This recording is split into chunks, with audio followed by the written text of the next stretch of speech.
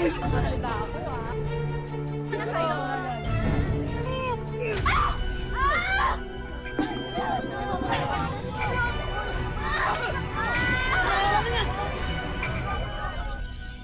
Pag-ibig daw ang isa sa pinakamalaking misteryo sa ating buhay.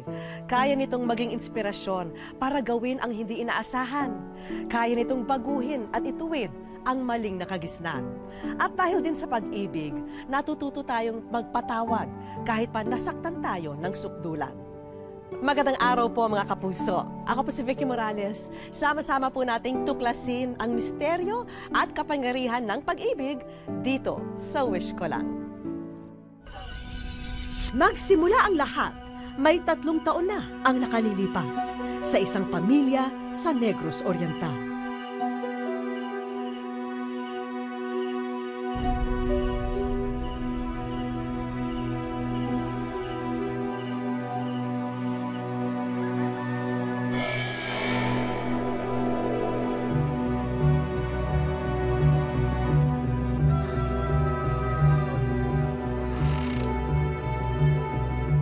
Ernie?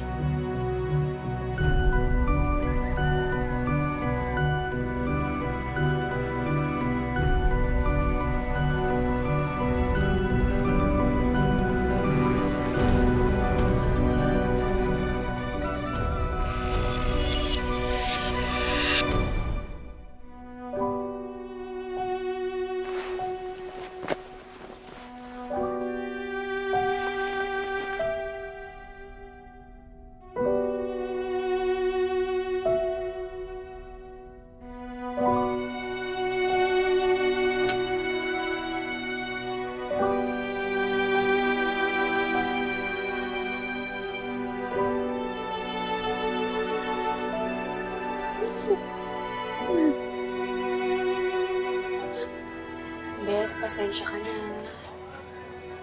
Wala kasi akong mapag-iiwan ng mga bata eh. Ano ka ba, Lovely? Parang mga anak ko na rin tong mga makukulit na to, no? Sininang mo ng bahala sa inyo. Okay? Iiwan niyo po kami, Mama. Kailangan eh. Kailangan kong magtrabaho. Kasi pag hindi ako nagtrabaho, paano kayo mag-aaral? Di ba? Paano yung gatas nyo? Pagkain nyo? Yung laruan nyo?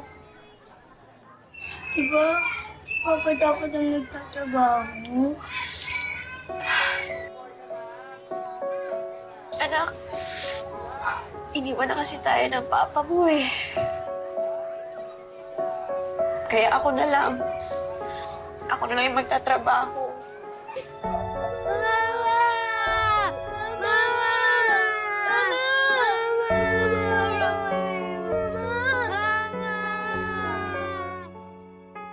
Sumubok ng ilang trabaho si Lovely.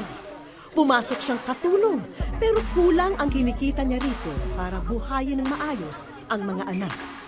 Hanggang sa mapasok siya bilang serbidura.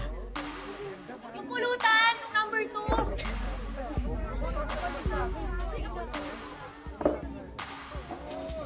Wala pa?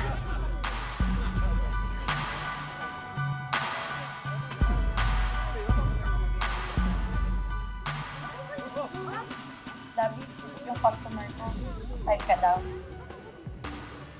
Tinatanong kung pwede kang i-take out. Ayoko. Ayoko ganyan. Bahala ka. Pag-isipan mo mabuti. Malaki ang kita sa take out. Hindi ko kayang gawin yun. Sige, sige na nga.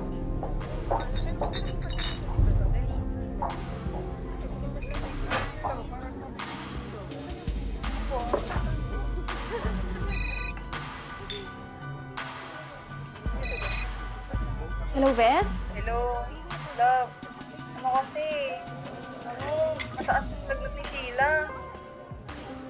Teka, bakit? Paano nangyari yun? Ano nangyari? Hindi ko rin alam eh. Baka nahawa sa school. Kaya baka nakagat ng lamok. Uso kasi yung dengue ngayon dito eh. Sandali, madadala mo ba siya sa doktor o sa ospital? Yun na nga eh. Wala na kasi akong pera. Sorry, love. Pero hindi ko na kasi alam ang gagawin ko.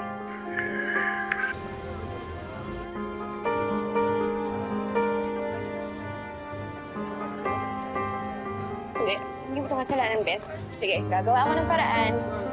Dalhin mo siya sa ospital. Magpapadala ako. Ako agad ng pera. O sige, pasensya na ulit, Lovely. Salamat, ah.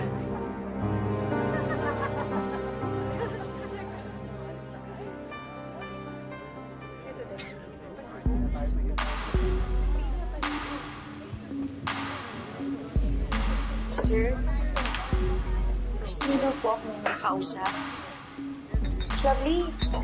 Lovely, okay ka na? Dito. Ako ka dito.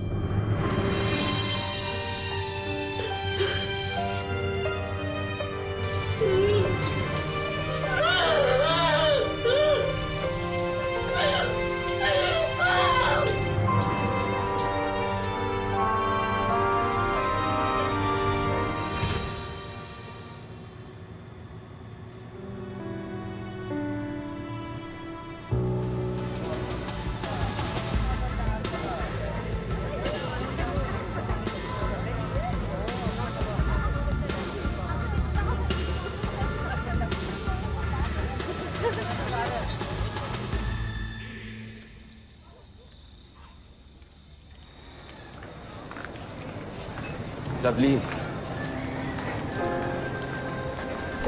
Lovely.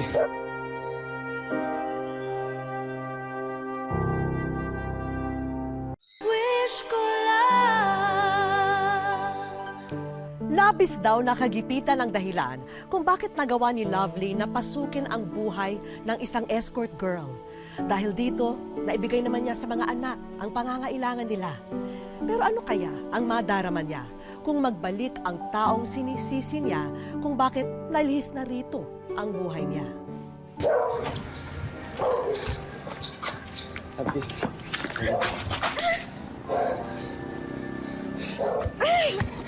Lovely. Walang hiya ako! Walang hiya ako! Lovely. Sandali. Kasabi mo ako. Ano? Kasabi mo ko nagbago na ako.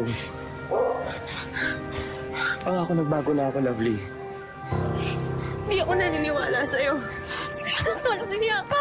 Bakit bumalik ka pa? Sige, saktan mo Bakit ako. bumalik ka pa? Sige, saktan mo ako. Kahit anong sakit tatanggapin ko, kahit anong parusa tatanggapin ko. Basta Parusa? tawarin mo ako. Walang kahit anong pwedeng parusa ang pwedeng pambayad sa ginawa mo sa akin sa mga anak ko! Alam mo ba kung ano yung ginawa ko?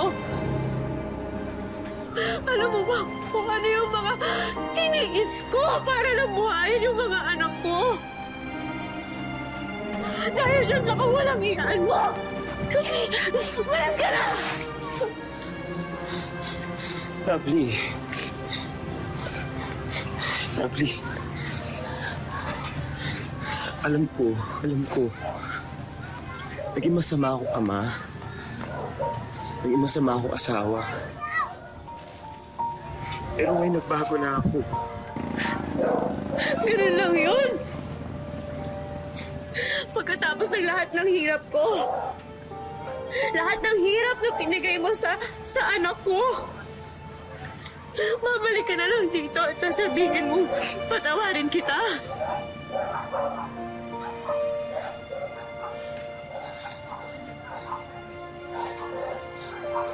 Lovely. Hindi na ako tulad ng dati. Nagsisisi ako.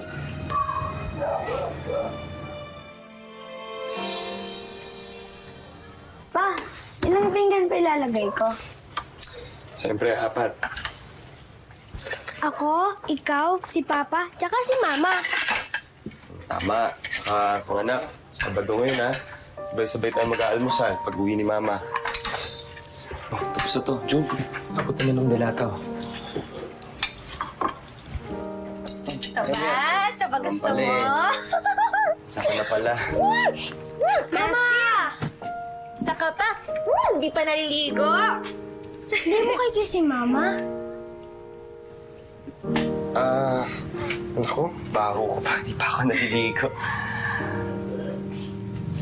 Kain na po tayo, Ma! Halika na, kain na nga Kain tayo. Ito. Ano ba tong niluto ng papa mo?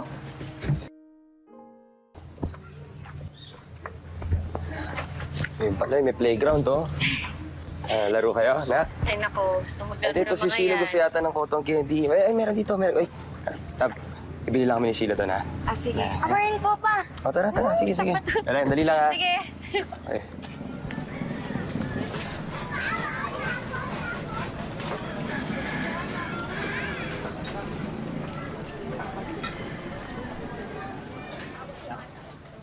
Lovely! Parang masyado kang lang gumaganda ngayon, ah. Sorry, pero hindi ako yung pangalan na tinatawag mo. Masyado ka naman. Ang kakalabas lang natin last man, ah. Hindi na ba ako natatandaan? Love, Ay, bakit? Anong problema? tara, uwi na tayo. Halika. Dali! Mga asawa mo? Pare, swerte mo. Magaling sa kama, misis mo. Ernie! Ernie, wag! Ernie! Huwag yung sinabi mo. Babaso si asawa ko. Hoy, ano? Bakit ko babawiin? Ha? Bakit? Kasalanan ko ba na hindi mo alam na po mo ang asawa mo?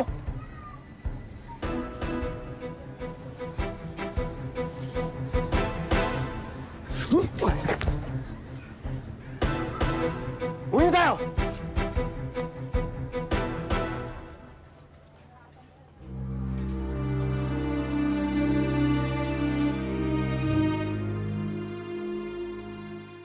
Wish ko lang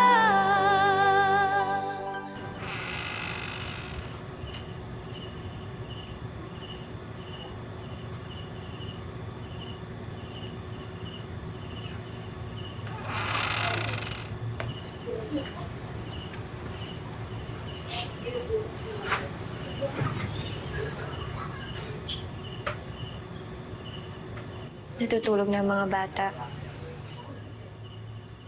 Sasaktan mo ako.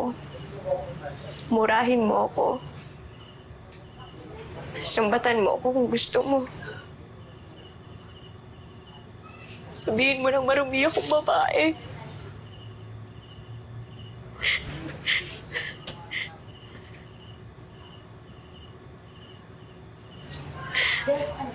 Saktan mo ako.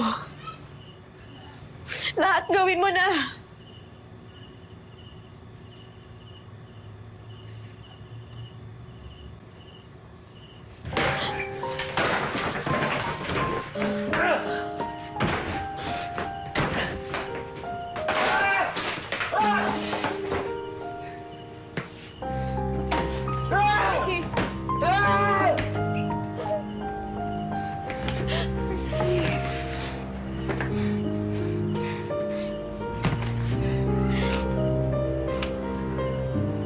Ako may kasalanan. Ano? Kasalanan ko to. Kung naging mabuti ako asawa, kung naging responsable ako ama, kung hindi ako nalulung sa droga, hindi sana hindi mo kailangan gawin yun sa akin.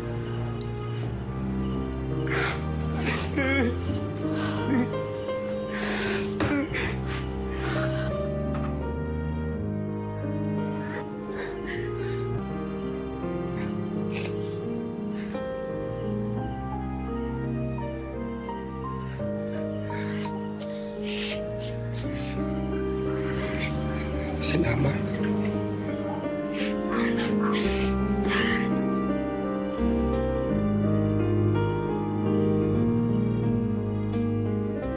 Ano ba naman itong minamasahe ko? Ang lakas ng kiliti! Hindi ako eh. Isa pa to! Nangingiliti pa. Ang lakas-lakas din ng kiliti!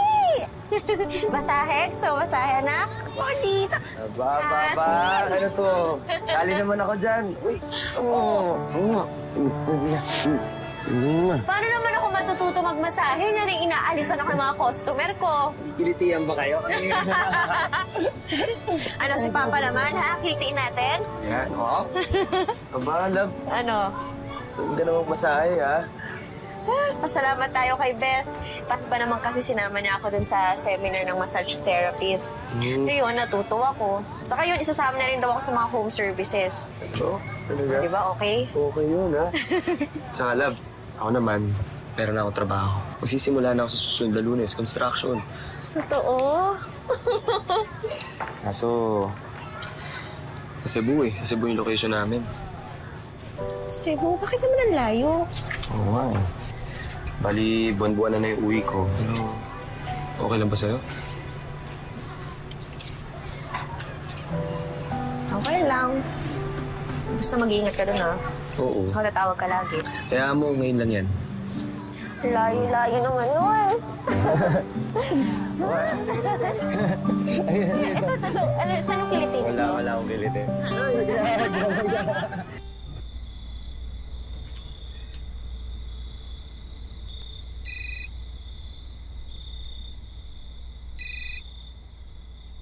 Ano? Hello? Love? Love, buti naman napatawag ka na. Kagaling lang kasi dito ni Mang Lito eh. Alam mo na, hiningil na ng renta. Kapag hindi pa tayo nakabayad sa susunod na linggo, papalayasin niya tayo dito. Ha? Yun din nga yung dahilan kaya ako nakitawag dito eh. Nagka-problema tong ginagawa namin eh. Pinatigil kami ng barangay dito, walang trabaho. Kaya wala din kaming sasahurin. Lovely. Po? Sorry po, sir. Marami lang po kasi akong iniisip. Sabi ko naman sa'yo, tawagin mo lang akong Rafael eh. Sorry, Rafael. Oh, sir, tapos na po. Rafael. Hindi rin isang kaibigan. Pwede mo na siguro sabihin sa akin kung anong problema mo. Mukhang mabigat ang pinagdaraanan mo, napansin ko eh. May problema lang po sa bayad sa renta. Kano ba kailangan mo? 3,000 lang po. Yun lang pala.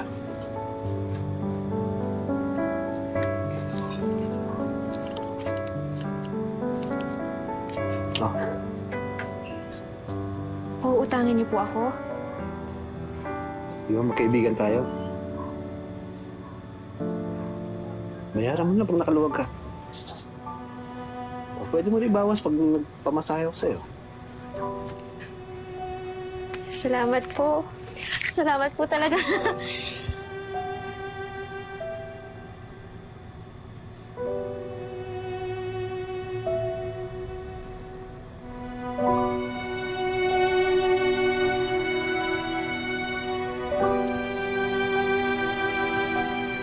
Happy birthday to you. Happy birthday to you. Happy birthday, happy birthday. Happy birthday, Sheila! Blow your candles. Thank you po, Mama. Thank you, Papa. Ako, dapat kay mama mo lang ikaw mag-thank you. Sa lahat bumili niya para sa'yo. Uy, hindi galing sa amin lahat yan. Okay, kakain na tayo. Gusto mo, Jojo? Sandali lang kailangan ko lang sagutin to. Sige.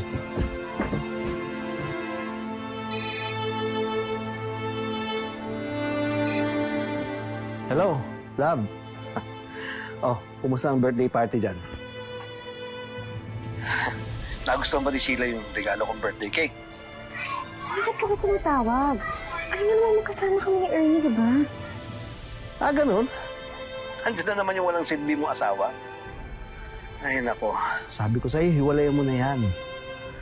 Kaya naman kitang buhayin na maayos eh. Pati mga anak mo. Ilang beses ko bang kailangan sabihin sa'yo na hindi ko iiwan ang pamilya ko para sa'yo? Alam mo naman hanggang kama lang yung relasyon natin, di ba? Wala nang hihigit doon. Ganun. Pagkatapos mo kong hut-hutan, nakaangat ka na sa buhay, bayad na utang mo, ganyan lang, iiwan mo ko? Ha? Ganyan lang? Ayoko na, Rafael. Goodbye.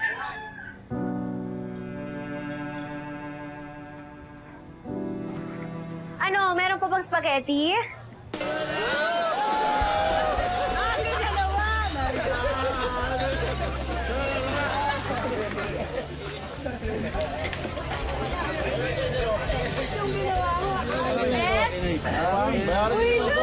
Pasensya ka na.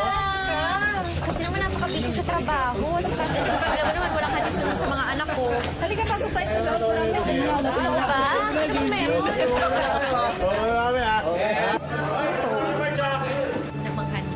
Oo naman. Dapat ma-record mo kung mga handa ako, ah. Kaya mo ba?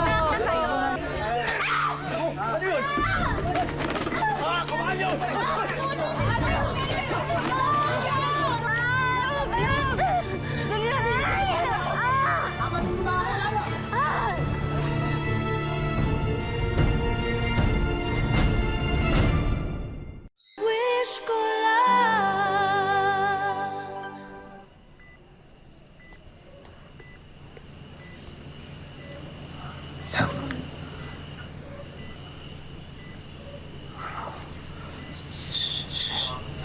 Kung ano magsalita, ha? Tama na. Masama yan sa'yo. Pero sabi ng doktor, mabuti naman na malayo ko na sa peligro. Si Rafael, wala na siya. Nakakulong na. Inamin ni Rafael na nagkaroon kayo ng relasyon. Huwag ka na umiyak, ha? Kaya na. Masama yan sa'yo. Hinintay ka na ng mga bata sa bahay.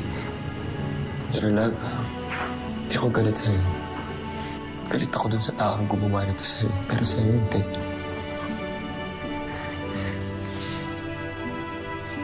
Hindi ko kaya mawala ka sa buhay ko. Mahal na mahal kita.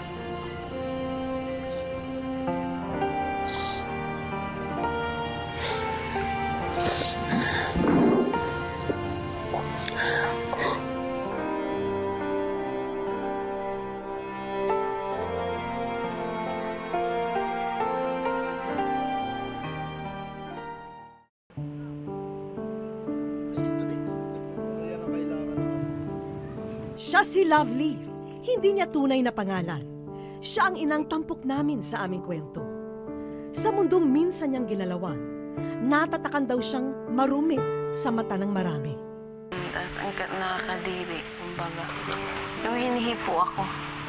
Kasi, dati kasi ang ano ko lang, kumbaga yung pakakasalan ko lang na taong, yung lalaking, nag-iisang lalaki lang yung hahawak sana dapat sa akin. Tapos doon sa trabaho ko, parang free lang yung mga lalaki na hawak-hawak sa akin. Kasi nga, yun na nga yung trabaho ko, ganun. Pero piniling sikmurain noon ni Lovely ang lahat. Wala na kasi siyang makapitan nang iwanan silang mag-iina ng asawa. Ang inspirasyon ko yung dalawang anak ko talaga. Siya kapit din sa Panginoon. Dahil kailangan nila ako eh. Yun na lang yung pinangahawakan ko. Parang ang liit-liit ko. Kumbaga yung parang inaapakan na yung pagkatao ko para lang. Oh.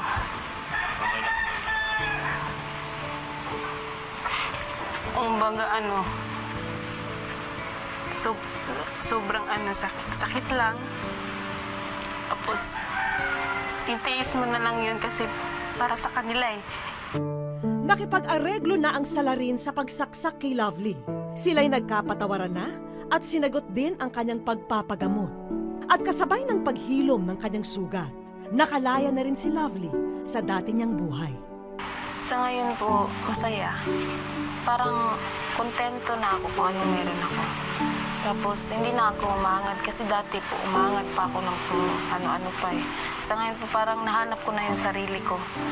Naging maayos at mas matibay na rin ang samahan nila ng kanyang mister.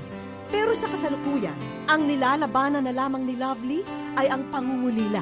Nasa Cebu kasi ang kabiyak niya at namamasukan bilang isang delivery boy.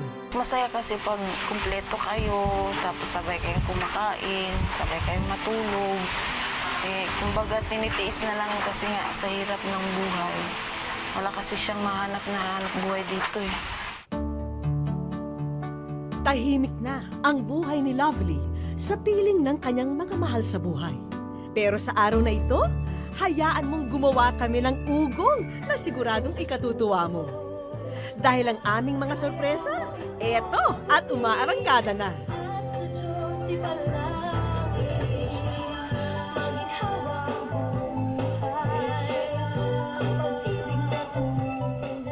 Literal na nagulantang si Lovely sa sasakyang papalapit sa kanila. Oh my God!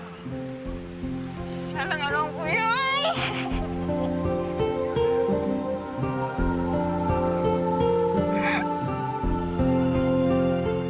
Parang alam ko yan! Sabi ko na nga. Sabi ko na nga.